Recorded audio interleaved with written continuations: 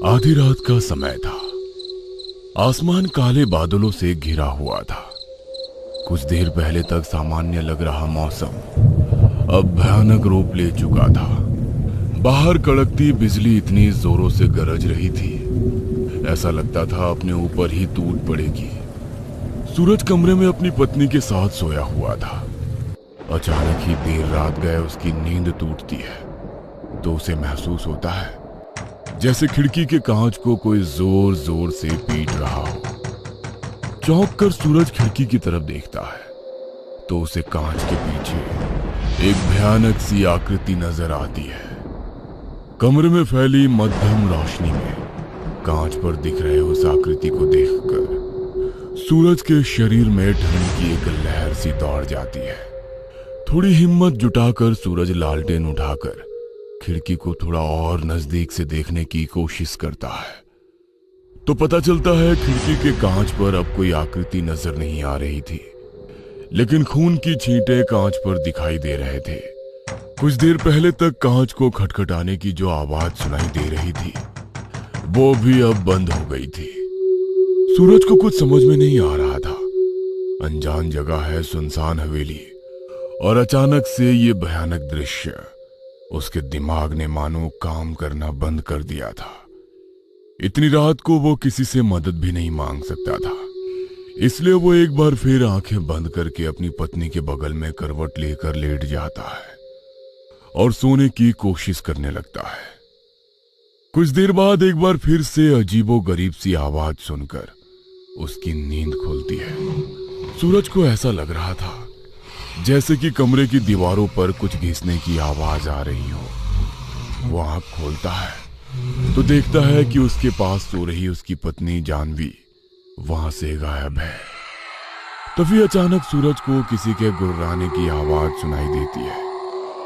सूरज नजर उठाकर कमरे की छत की ओर देखता है तो पाता है कि जानवी छत पर मकड़ियों की तरह चल रही है और भयानक लाल आंखों से उसी को घूर रही है। जानवी, तुम वहां क्या कर रही हो और तुम वहां पहुंची कैसे? क्या हो गया है तुम्हें जानवी? सूरज के इतना कहते ही जानवी एक शैतानी हंसी हंसने लगती है और देखते ही देखते जानवी की आंखें पलट जाती है और वो अपने फूले हुए पेट की ओर देखकर अचानक से गंभीर हो जाती है। जानवी के मुंह से भयानक गुर्राहट सुनाई दे रही थी। ऐसा लगता था जैसे कोई जंगली जानवर किसी बिल्ली के बच्चे को देखकर गुर्रा रहा हो। नहीं जानवी, नहीं, कूदना मत। होश में आओ जानवी, हमारा बच्चा तुम्हारे अंदर है, तुम ऐसा नहीं कर सकती। शैतानी मुस्कुराहट को होठों पर रखकर जानवी छत से एक जोरदार छलांग लगाती है और फर्श पर कूद जाती है। पत्नी को इस तरह से छत से कूदते देखकर सूरज ये दृश्य देखने की हिम्मत नहीं कर पाता और कसकर अपनी आंखें बंद करके जोर जोर से चीखने लगता है। अगले ही पल उसे महसूस होता है कि कमरे में आसपास सब कुछ एकदम शांत हो गया है।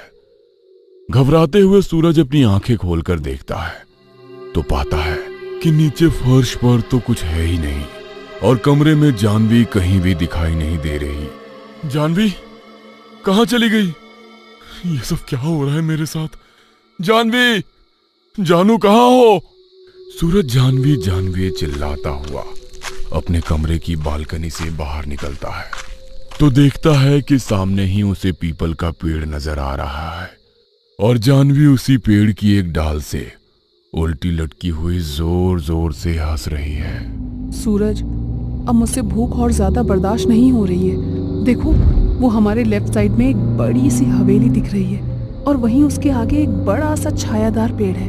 बस तुम ऐसा करो, वहीं पर गाड़ी साइड में लगाओ, हम लोग उसी पेड़ के चबूतरे पर बैठकर खाना खाएंगे। सुनसान इलाका है, आसपास कोई नजर भी नहीं आ रहा है और वैसे भी अब इस चिकन की खुशबू अब मुझसे और बर्दाश्त नहीं हो रही है। भूख से पेट में चूहे कूद रहे हैं। जानवी के जिद करने पर सूरज गाड़ी पेड़ के पास लगा देता है और वो दोनों गाड़ी से खाना लेकर पेड़ के नीचे बैठ जाते हैं। जानवी और सूरज पेट भर के खाना खाते हैं और बची खुची हड्डियां और मांस के टुकड़े उसी चबूतरे पर फेंक देते हैं खाना खाने के बाद। सूरज, कितना सुकून है ना यहाँ पर। कुछ देर और बैठते हैं ना यहाँ। देखो ना कैसा सन्नाटा पसरा हुआ है चारों तरफ, और इंसान तो क्या, किसी पक्षी की भी चहल पहल नहीं है इस पेड़ के आसपास। ऐसा सन्नाटा आजकल कहाँ देखने को मिलता है। शहरों में तो इतना शोर हो गया है कि इंसान चाहकर भी कुछ पल शांति में नहीं बिता सकता। जानवी की बात मानकर वो दोनों कुछ देर और वहीं पर बैठ जाते हैं।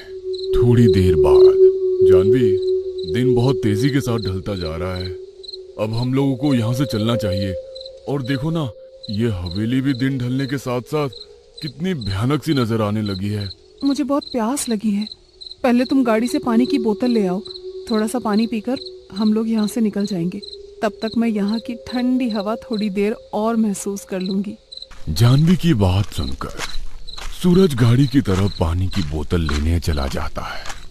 सूरज के जाने के बाद जानवी को ऐसा महसूस होता है कि जैसे पेड़ के ऊपर से किसी जंगली जानवर के गुर्राने की आवाज आ रही हो। आवाज सुनकर जानवी अपना सर ऊपर उठाकर देखती है तो अंधेरे में उसे दो लाल चमकती हुई आंखें दिखती है जो उसे ही घूर रही होती है, जिसे देखकर वो डर जाती है और अपने पति को आवाज लगाती है, सूरज, सूरज प्लीज जल्दी आओ, सूरज। जानवी की आवाज सुनकर सूरज दौड़ता हुआ आता है। क्या हुआ जानवी, आवाज क्यों लगा रही थी? इतनी घबराई हुई क्यों नजर आ रही हो? सूरज, सूरज, तुम्हारे जाते ही मुझे ऐसा लगा कि पेड़ के ऊपर कुछ है, और जब मैंने नजर उठाकर देखा तो मुझे वहां पर दो लाल चमकती हुई आंखें दिखाई दी। मेरी बात मानो, कुछ भयानक है इस पेड़ के ऊपर। सूरज भी जानवी के कहने पर पेड़ की तरफ नजर उठाकर देखता है, लेकिन उसे कुछ भी दिखाई नहीं देता। अरे एक बार आंखें खोलकर सही से देखो तो सही, ऊपर तो कुछ भी नहीं है, तुम्हें वहम हुआ है। सूरज के कहने पर जानवी एक बार फिर से आंखें खोलकर ऊपर की तरफ देखती है तो उसे पेड़ के ऊपर की टहनी से एक काली सी परछाई नीचे उतरते हुए दिखाई देती है, जो अचानक से उसके ऊपर छलांग लगा देती है, जिसे देखकर जानवी बहुत तेज चीखती है और बेहोश होकर नीचे गिर पड़ती है। अरे जानवी, क्या हुआ तुम्हें? अचानक से क्या होने लगा है? अभी तक तो तुम बिल्कुल ठीक थी। एक तो मैंने पहले ही कहा था कि प्रेगनेंसी में ऐसे सुनसान जगह जाने की जिद मत करो, लेकिन तुम्हें तो आज डिनर के लिए लॉन्ग ड्राइव पर चलना था। सूरज अपने साथ लाई हुई पानी की बोतल से कुछ छींटे जानवी के मुंह पर मारता है तो जानवी होश में आ जाती है। देखा, देखा, मैं तुमसे बार बार कह रही थी कि वहां पेड़ के ऊपर कुछ है, लेकिन तुमने मेरी बात पर विश्वास ही नहीं किया कि वो कैसे हमारे ऊपर कूद गया। मुझे बहुत डर लग रहा है सूरज। होश में आओ जानवी, कौन कूद गया हमारे ऊपर? अरे कुछ भी नहीं है यहाँ पर, पता नहीं तुम्हें अचानक से क्या हो गया है। अच्छा बस हम लोग यहाँ से चलते हैं, यहाँ का माहौल मुझे कुछ ठीक नहीं लग रहा है। सूरज के कहने पर जानवी जैसे ही जाने के लिए उठकर खड़ी होती है, अचानक से एक ठंडी हवा का झोंका उसको छू कर जाता है और जानवी को ऐसा लगता है जैसे एक भारी सी आवाज उसके कान में उसका नाम पुकार कर गई है। जानवी चौंक कर इधर उधर देखती है और तभी एक बार फिर से चक्कर खाकर जमीन में गिर पड़ती है। जानवी, जानवी उठो, क्या हुआ तुम्हें? सूरज जानवी को उठाने की बहुत कोशिश करता है, लेकिन जानवी को होश नहीं आता है। सूरज उसको उसी हालत में गोद में ले जाकर गाड़ी में लिटाता है और गाड़ी स्टार्ट करने की कोशिश करने लगता है, लेकिन उसके कई बार ट्राई करने के बाद भी गाड़ी स्टार्ट नहीं हो पाती है। क्या हो रहा है ये सब? अब मैं क्या करूं? मुझे कुछ भी समझ में नहीं आ रहा। सूरज चारों तरफ नजर घुमाता है, लेकिन उसे कोई भी दिखाई नहीं देता है। कोई और रास्ता ना दिखने पर वह हवेली में जाकर मदद मांगने के बारे में सोचता है और जानवी को गोद में लेकर हवेली के दरवाजे की तरफ बढ़ जाता है। जानवी को सीढ़ी के पास लिटाकर वो दरवाजा खटखटाने लगता है। काफी देर तक खटखटाने के बाद एक बूढ़ा आदमी हाथ में लालटेन लेकर दरवाजा खोलता है। हम लोग यहाँ से गुजर रहे थे कि तभी अचानक से मेरी पत्नी की तबीयत खराब हो गई है। क्या रात बिताने के लिए हमको यहाँ एक कमरा मिल सकता है? हम किसी को परेशान नहीं करेंगे और सुबह होते ही किसी मैकेनिक से गाड़ी सही करवाकर यहाँ से चले जाएंगे। देखो, इस हवेली में वैसे तो कोई नहीं रहता है, पूरी हवेली खाली ही तो पड़ी है। आप चाहे तो यहाँ रात बिता सकते हैं, लेकिन एक बात का ख्याल रखना, रात के समय अपने कमरे से बाहर ना निकलना, और खास तौर पर हवेली के सामने जो पीपल का पेड़ है उसकी तरफ देखना भी मत। आपके कहने का मतलब क्या है? ऐसा क्या है वहां पर? कुछ नहीं साहब, उधर गहरा कुआं है ना, और यहाँ पर रोशनी की सही व्यवस्था नहीं है। बस इसीलिए मैं सावधान करने के लिए ऐसा कह रहा था। बाकी आप शहर के पढ़े लिखे लोग हैं, समझदार हैं, अपना भला बुरा समझते ही हैं। मेरी पत्नी की तबीयत अचानक से खराब हो गई है, क्या यहाँ पर आसपास कोई डॉक्टर मिलेगा? नहीं बाबूजी, यहाँ तो आसपास कई कोस तक कुछ भी नहीं मिलने वाला है। आपकी पत्नी गर्भवती है, ऐसी अवस्था में आपको इतनी रात गए खराब मौसम में ऐसे सुनसान जगह पर नहीं निकलना चाहिए था। आपको किसी ने बताया नहीं? गर्भवती औरतों को खतरा ज्यादा होता है। खतरा? कैसा खतरा? सूरज की बात के जवाब में उस चौकीदार ने एक गहरी सी नजर जानवी के ऊपर डाली और फिर चुप हो गया। उस आदमी की रहस्यमयी सी बातें सुनकर सूरज को कुछ अजीब सा महसूस हो रहा था, लेकिन फिलहाल उनके पास कोई और ऑप्शन भी नहीं था, इसलिए वो हवेली में रुकने के लिए तैयार हो जाता है। वो आदमी सूरज को ले जाकर फर्स्ट फ्लोर पर एक कमरा दिखा देता है। आज रात के लिए आप इसी कमरे में रुक जाइए, कल सुबह अपने लिए कुछ व्यवस्था देख लीजिएगा। हमारी मदद के लिए धन्यवाद। उस आदमी के जाने के बाद सूरज जानवी को गोद से उतारकर बिस्तर पर लिटाता है और उसके चेहरे पर पानी छिड़ककर उसको होश में लाने की कोशिश करता है। थोड़ी देर बाद जानवी को होश आ जाता है। जानवी, हमारी गाड़ी स्टार्ट नहीं हो रही थी, तो मजबूरी में मुझे तुम्हें लेकर हवेली के अंदर आना पड़ा। चिंता मत करो, तुम यहाँ पर सेफ हो। सूरज, मुझे यहाँ पर कुछ ठीक सा नहीं लग रहा है। प्लीज प्लीज चलो यहाँ से, मैं ठीक हूँ अब। अरे मैं तुमसे बता रहा हूँ ना कि हमारी गाड़ी खराब हो गई है, कैसे जाएंगे हम लोग यहाँ से रात में? अब आज की रात तो हमें यहाँ बितानी ही पड़ेगी, और ये सब मुसीबत में ना तुम्हारी जिद की वजह से फंसे हैं हम। अपने आगे किसी की सुनती ही नहीं हो तुम। सूरज के समझाने के बाद जानवी और सूरज वहीं पर सो जाते हैं। उन्हें लेटे हुए अभी थोड़ी देर ही हुई थी कि सूरज को ऐसा लगता है कि कमरे के दीवारों पर कुछ घिसने की आवाज आ रही है। वो आंख खोलता है तो देखता है कि उसके पास सो रही उसकी पत्नी वहां से गायब है। तभी अचानक सूरज को किसी के गुर्राने की आवाज आती है और वो नजर उठाकर कमरे की छत की तरफ देखता है तो पाता है कि जानवी छत पर मकड़ियों की तरह जल रही है और बिल्कुल लाल आंखों से उसी को घूर रही है। जानवी, तुम वहां क्या कर रही हो और तुम वहां पहुंची कैसे?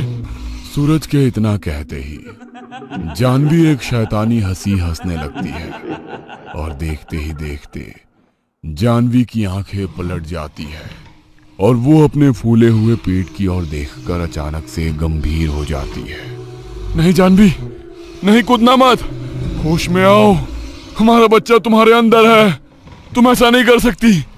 शैतानी मुस्कुराहट अपने होठों पर रखकर जानवी एक जोरदार छलांग लगाती है और फर्श पर कूद जाती है। पत्नी को इस तरह छत से कूदते देखकर सूरज आंखें बंद करके जोर जोर से चीखने लगता है।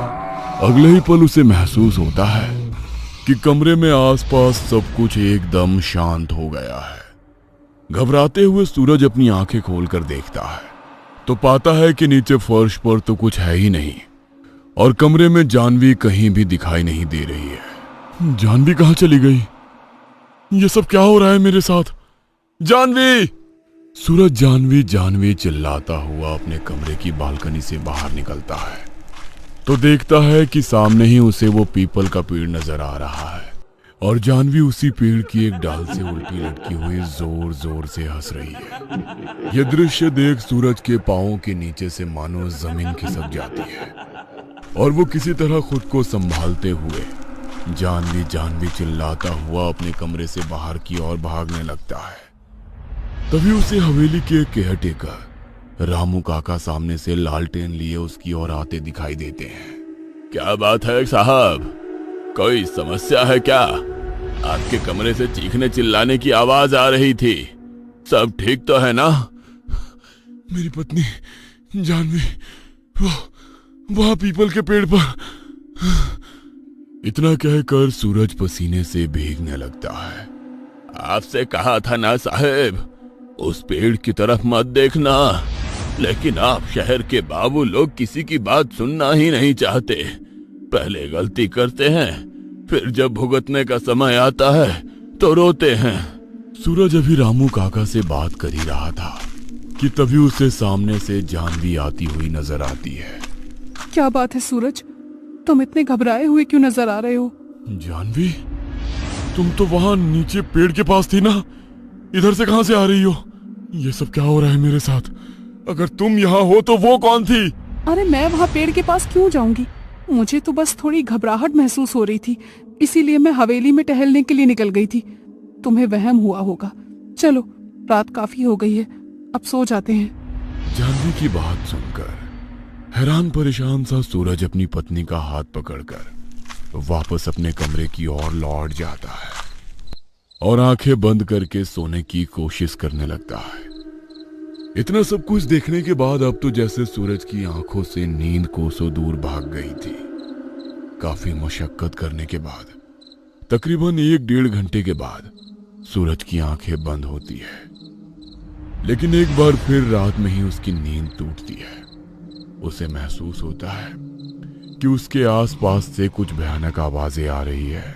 घबराते हुए सूरज एक बार फिर से अपनी आंखें खोलता है तो देखता है कि उसकी पत्नी नाखून से दीवारों को खरोच रही है और ना जाने अजीब सी भाषा में कुछ बड़बड़ा रही है। जानवी के नाखूनों से लगातार खून बह रहा था, लेकिन उसके बाद भी वो दीवार को खरोचे ही जा रही थी। जानवी की ऐसी हालत देखकर अब तो सूरज का खून सूखने लगता है और वो अपने बिस्तर से नीचे उतरकर चिल्लाता हुआ तेज कदमों से कमरे से बाहर भागने लगता है। काका, वो मेरी पत्नी को कुछ हो गया है, मेरा यकीन करिए, मैं झूठ नहीं बोल रहा। मैंने देखा कि उसके पास एक गहरी काली परछाई दिखाई दे रही थी, कुछ तो है वहां। इतना कहकर सूरज काका को अभी तक की हुई सारी घटनाएं बताने लगता है। तुम्हारी बातों से तो ऐसा लगता है कि तुम्हारी पत्नी को ब्रह्म प्रेत ने पकड़ लिया है, लेकिन वो ऐसे ही किसी को परेशान नहीं करता। जरूर तुमने उसके किसी नियम को तोड़ा है। क्या ब्रह्म प्रेत? वो क्या होता है काका? और मेरी पत्नी के पीछे क्यों पड़ा है वो? हमने उसका क्या बिगाड़ा है? जरूर तुमने उस पीपल के पेड़ को अपवित्र किया होगा। तुम्हें शायद पता नहीं, वो पेड़ कोई साधारण पेड़ नहीं है, उस पर ब्रह्म प्रेत का ठिकाना है। वो इस पेड़ पर सालों से रह रहा है और उसे अपना घर समझता है। ये हवेली भी उसी प्रेत के कारण वीरान पड़ी हुई है। बरसों पहले इस हवेली में रहने वाले ठाकुर हीरा सिंह के बेटे से भी ऐसे ही भूल हुई थी। छोटे ठाकुर की एक गलती ने ब्रह्म प्रेत को इतना क्रोधित कर दिया था कि इससे पहले कि कोई कुछ भी समझ पाता, हवेली में मौत का तांडव शुरू हो गया। एक के बाद एक मौतें होने लगी और जब कोई हल ना सूझा तो डर के मारे ठाकुरों ने ये हवेली हमेशा के लिए खाली कर दी।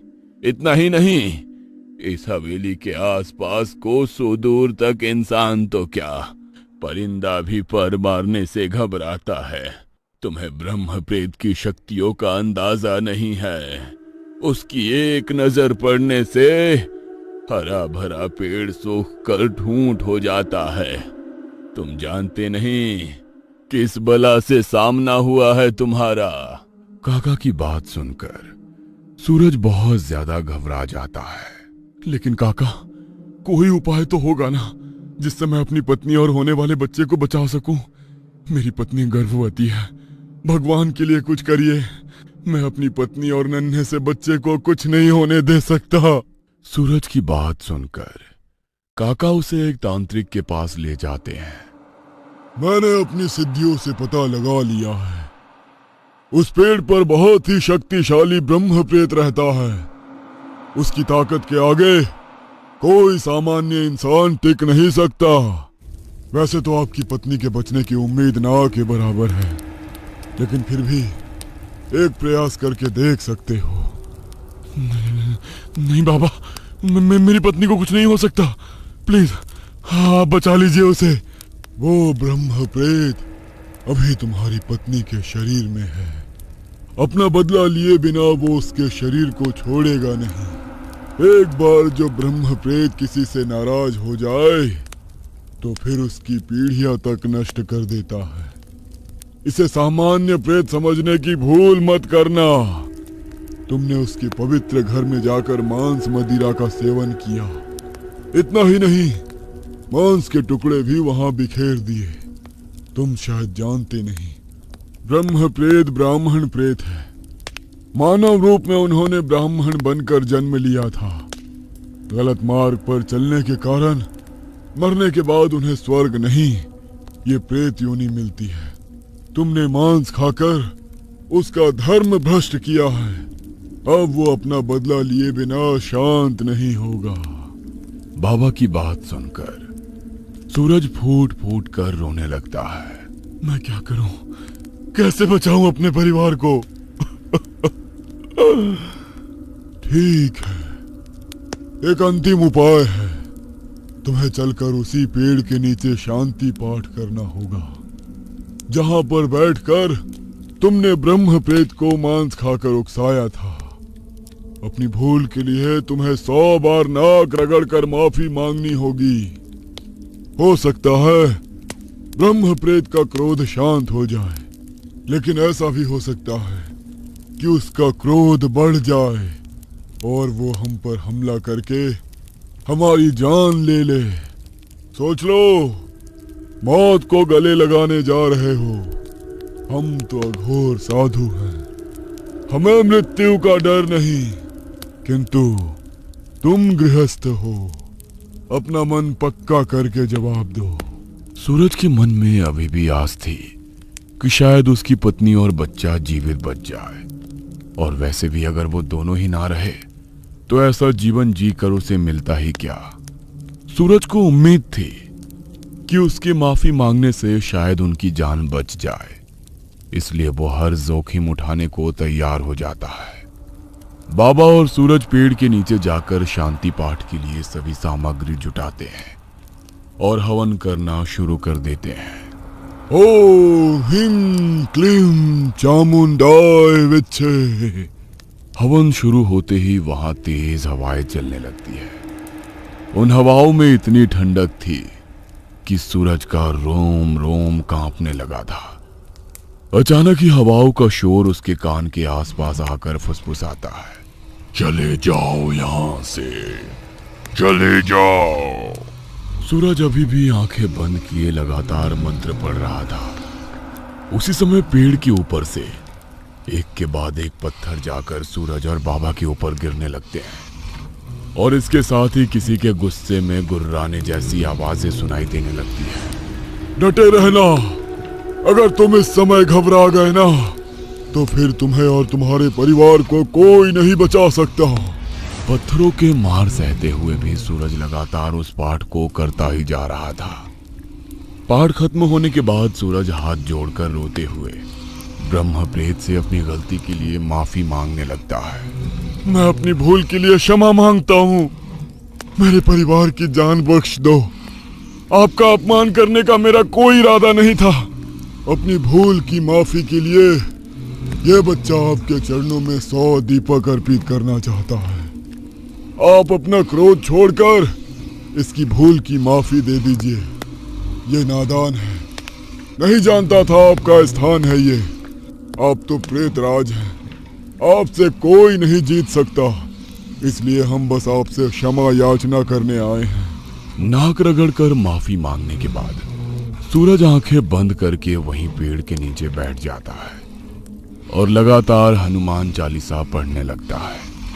कुछ देर के बाद जब वो आंखें खोलता है तो देखता है कि उसकी पत्नी जानवी वहीं पेड़ के पास बेहोशी की हालत में पड़ी हुई है। सूरज को कुछ भी समझ में नहीं आ रहा था। सूरज अपनी पत्नी को नाम लेकर पुकारता है तो जानवी आंखें खोल लेती है। सूरज, सूरज क्या हुआ? मैं यहाँ कैसे आ गई? जानवी, मुझसे अभी और कुछ मत पूछो, बस अब हम लोग यहाँ से चलते हैं। बाबा को धन्यवाद कहने के बाद सूरज तेज कदमों से चलते हुए जानवी को अपने साथ लेकर गाड़ी में बैठता है और एक बार फिर से गाड़ी स्टार्ट करने की कोशिश करता है तो एक झटके से गाड़ी स्टार्ट हो जाती है। वह मन ही मन ब्रह्म प्रेत को धन्यवाद देते हुए वहां से निकल जाता है। आज सूरज और उसके परिवार की जान तो बच गई थी, लेकिन इस हादसे ने उसके दिल में भयानक यादों को हमेशा के लिए अंकित कर दिया।